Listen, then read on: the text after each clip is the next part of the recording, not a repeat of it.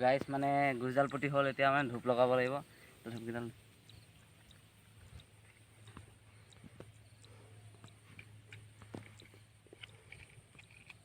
বেছি দীঘল ৰখাই ৰখাই